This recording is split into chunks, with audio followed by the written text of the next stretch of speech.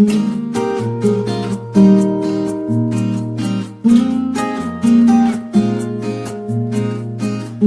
in this video, I am going to deal with the first story in the supplementary section.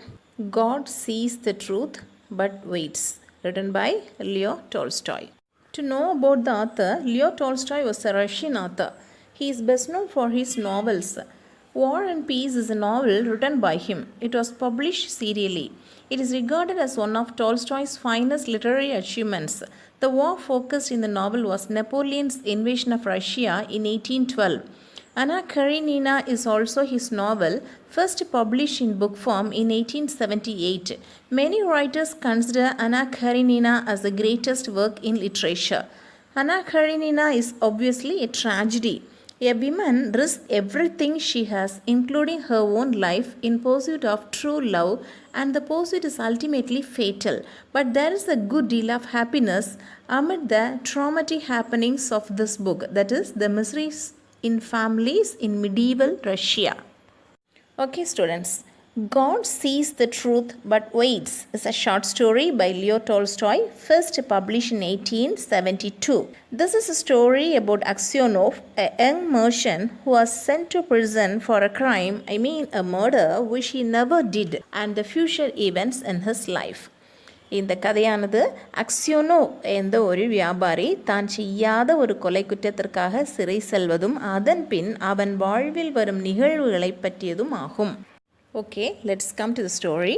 There was a town by the name Vladimir, where lived a young merchant by the name Ivan Dmitryich Aksionov. He had 2 shops and a house of his own. He was handsome, fair-haired, curly-headed fellow, full of fun and very fond of singing. Vladimir என்ற டவுனில் அக்சியோனோஃப் என்ற young மர்ஷன் தனக்கு சொந்தமான ஒரு வீடு மற்றும் 2 கடைகள் வைத்து வாழ்ந்து வந்தான். அக்சியோனோஃப் அழகானவன், சுருள்முடி, நல்ல தலை அமைப்பு உடையவன், நல்ல காமெடி பண்ணுறவனும் கூட, பாடுவதில் ரொம்பவும் விருப்பம் உள்ளவன். When he was very young, he had been given to drink, but after got married, he gave up drinking except now and then. அவன் இளைஞனாக இருந்தபோது குடிப்பழக்கம் அவனிடம் இருந்தது. ஆனால் ஆஃப்டர் மேரேஜ் எப்பொழுதாவது ஒரு முறை தவிர குடிப்பழக்கத்தை விட்டுவிட்டான். One summer, he was getting ready to go to the Nizhny fair. When he was about to bid farewell to his wife, she told him that he shouldn't start on that day as she had a bad dream about him. Her dream was about his return from the fair. When he took off his hat, his hair was grey-white. ஒரு summer சீசனில் அக்சியோனோஃப் Nizhny கண்காட்சிக்கு போவதற்கு ரெடியாகும்போது அவன் wife அவனை தான் ஒரு கெட்ட கனவு கண்டதாக சொல்லி அன்று அவன் புறப்பட வேண்டாம் என்று தடுக்கிறாள். அவளுடைய கனவில் அவன் கண்காட்சிக்கு போய்விட்டு வீட்டுக்கு வந்தபொழுது அவன் தொப்பியை கழற்றியவுடன் அவனுடைய தலைமுடி அனைத்தும் நரைத்து போயிருந்ததாக சொல்கிறாள். எனவே அவள் தடுக்கிறாள் போக வேண்டாம் என்று. Aksionov laughed and told that the grey hair was a symptom of luck. Also, he said that she was scared that he would go on a spree. Go on a spree means in an unrestrained way. Students, we know that Aksionov used to drink in his earlier days. In that sense, it was meant here. Okay, what he said? Yes, he told his wife that she is afraid that he would go on a spree. Also, he said even if he won't sell all his goods, he would bring some presents for her from the fair. Saying so, he bade goodbye to her and drove the cart. தன் கனவில் கணவன் exhibition போய் திரும்பி வரும்போது தன் தலைமுடி முழுவதும் நரைத்து வந்ததாக சொல்லி போக வேண்டாம் என தடுத்தாள். அதற்கு அக்சியோனோ சிரித்துவிட்டு அது அதிர்ஷ்டத்தின் குழி என்றான். தான் கண்காட்சிக்கு சென்றால் கேளிக்கைகளில் ஈடுபட்டு விடுவேன் என்று மனைவி பயப்படுகிறாள் என்றான். மேலும் அக்சியோனோஃப் என்ன சொல்கிறான்? கண்காட்சியில் தன் பொருட்கள் அனைத்தும் விற்காவிட்டாலும் திரும்பி வரும்போது அவளுக்கு பரிசுகள் வாங்கி வருவதாக சொல்லி அவளுக்கு விடை கொடுத்து செல்கிறான். When he had travelled halfway, he met a merchant whom he knew, and they put up in the same inn for that night. They had some tea together and then went to bed in adjoining rooms. பாதி தூரம் போன போது அக்சியோனோஃப் தனக்கு தெரிந்த ஒரு மர்ச்சண்டை சந்திக்கிறான். இரண்டு பேரும் ஒரே தங்குமிடத்தில் தங்கினார்கள். இருவரும் சேர்ந்தே டீ குடித்துவிட்டு பக்கத்து பக்கத்து ரூமில் தூங்க போயிடுறாங்க. Generally, Aksionov's habit was to get up early in the mornings. Though it was very chill in the early morning, he told the cart driver to get ready to start with the cart and horses.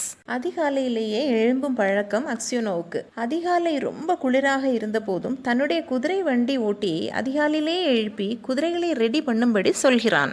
Then he went to meet the owner of the inn. He paid the bill and continued the journey. அதாவது அந்த விடுதி ஓனரை பார்த்து தான் தங்கியதற்கான bill கட்டணத்தையும் கொடுத்துவிட்டு தன் பயணத்தை தொடங்கினான். After he had gone some miles, he stopped for the horses to be fed. He too took rest in the passage of the inn. He ordered for a tea and took out his guitar and began to play. Students, already we know that he is very fond of singing. கொஞ்சம் miles போன பிறகு அக்சியோனோவ் தன் குதிரைகளுக்கு food கொடுப்பதற்கு தீவனம் கொடுப்பதற்கு வண்டியை நிறுத்துகிறான். தானும் rest எடுக்கிறான். ஒரு டீ ஆர்டர் பண்ணிவிட்டு தன்னோட கிட்டாரை எடுத்து அதை மீட்ட தொடங்கினான். Suddenly he saw a troika. Troika means a cart pulled by a team of 3 horses came there. An official got out of it with 2 soldiers. He began to question Aksionov about his place, his work, his arrival and everything. Aksionov answered him fully, but the official went on cross-questioning Aksionov and asked where he had been last night and whether he was alone or with some other merchant. He further asked him whether he saw the fellow merchant in the morning or not. He asked why he left the place very early. அக்சியோனோவ் தன்னுடைய கிட்டாரில் play பண்ணி கொண்டிருக்கும்போது திடீரென 3 குதிரைகள் பூட்டின வண்டி மணிகள் சவுண்டோட வந்தது. அதிலிருந்து officer ஒருத்தர் 2 வீரர்களுடன் இறங்கினார். கேள்வி மேல் கேள்விகள் கேட்க தொடங்கினார் அக்சியோனோடம். அதாவது அக்சியோனோவ் யார், எப்போ இந்த இடத்திற்கு வந்தான், எதற்காக வந்தான், நேற்றிரவு எங்கு தங்கினான், தனியாகவா அல்லது வேறு வியாபாரியுடனா, காலையில் அந்த வியாபாரியை சந்தித்தானா, ஏன் அதிகாலையிலே கிளம்பிவிட்டான் என்று பல கேள்விகளை அவனிடம் கேட்க தொடங்கினார். அக்சியோனோவ் wondered why he was asked all these questions, but he described all that had happened and added, "Why do you cross-questioning me as if I were a thief or a robber? I am traveling on business of my own and there is no need to question me." தன்னிடம் ஏன் இவர் இத்தனை questions கேட்கிறார் என்று வியந்த அக்சியோனோவ் எல்லா கொஷினுக்கும் பதில் கொடுத்தான். மேலும் ஏன் என்னிடம் இத்தனை குறுக்கு வினாக்கள், நான் என்ன திருடனா, கள்ளனா, நான் என் பிஸ்னஸ்க்காக ட்ராவல் பண்ணி கொண்டிருக்கிறேன், என்னிடம் இத்தனை கொஷின்ஸ் கேட்க அவசியமில்லையே என்றான். The officer called the soldiers by his side and told Aksionov that he was the police officer of that district. He again told the merchant with whom he was in the previous night was found with his throat cut and hence he had to search all his things. என்னிடம் ஏன் இத்தனை கேள்விகள் என்று அக்சியோனோவ் ஆஃபீஸர்கிட்ட கேட்டவுடன் அந்த officer தன்னுடன் வந்த வீரர்களை தன் பக்கம் அழைத்து நிறுத்தி அக்சியோனோவிடம் சொல்கிறார், தான் அந்த மாவட்டத்தின் காவல்துறை அதிகாரி என்று. மேலும் சொல்கிறார், நீ ஒரு வியாபாரியுடன் நேற்று தங்கியிருந்தாய், அவர் கழுத்து அறுபட்டு கிடப்பது கண்டுபிடிக்கப்பட்டுள்ளது. ஸோ நாங்கள் உன்னுடைய பொருட்கள் எல்லாம் நிச்சயமாக சர்ச் பண்ண வேண்டும் என்றார். They entered the house and opened Aksionov's luggage and searched. Suddenly, the officer drew a knife out of the bag and cried, "Whose knife is this?" அந்த ஆஃபீஸர் அந்த வீட்டில் நுழைந்து அக்சியோனோக்கு லக்கேஜை ஓப்பன் பண்ணி தேடுறாரு. திடீர்னு ஆஃபீஸர் ஒரு கத்தியை அக்சியோனோக்கு பேக்கில் இருந்து உருவி எடுத்து சத்தமாக கேட்கிறார், இந்த கத்தி யாருடையது என்று. Aksionov was frightened on seeing a blood-stained knife taken from his bag. The officer questioned about the blood on the knife.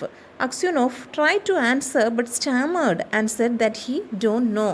இரத்த கரை படிந்த ஒரு கத்தியை தன்னோட பேக்கில் இருந்து அந்த போலீஸ் ஆஃபீஸர் எடுத்தப்போ அக்சியோனோ பயந்தே போயிட்டான்.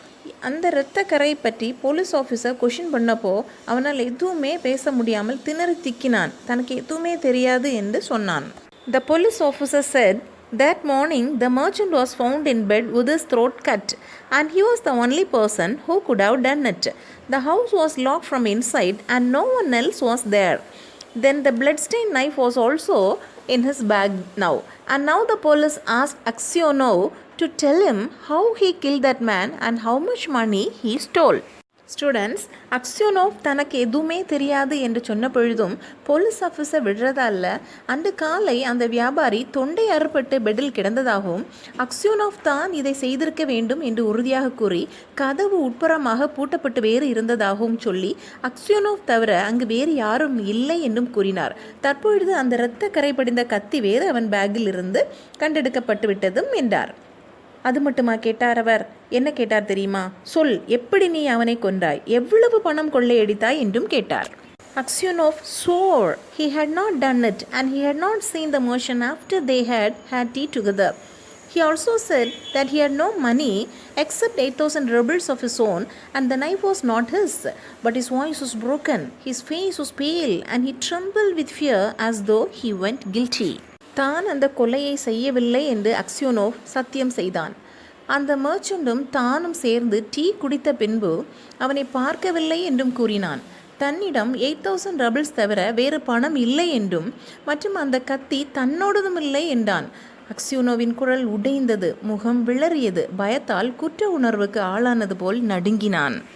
The police officer ordered the soldiers to put him into the cart.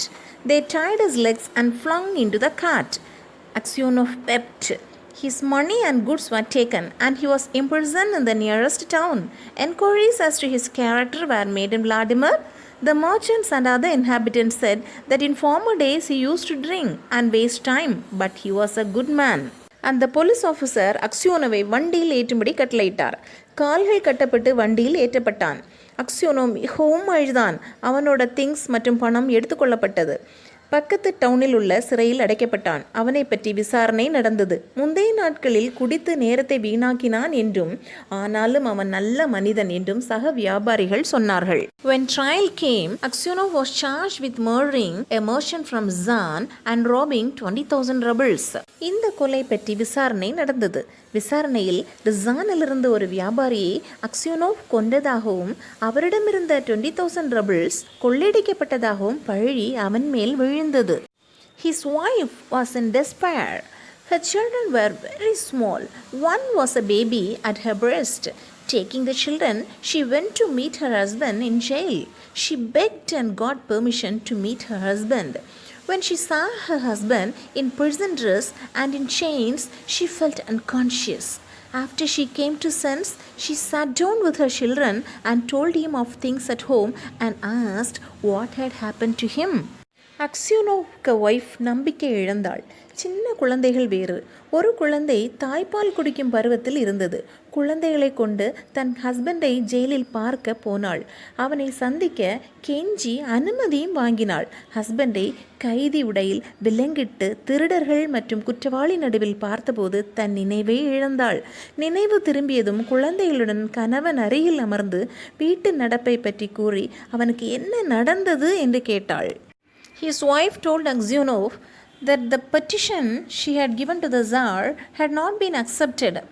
Tsar means a male monarch or emperor, that is a person having great power, especially of Russia prior to 1917.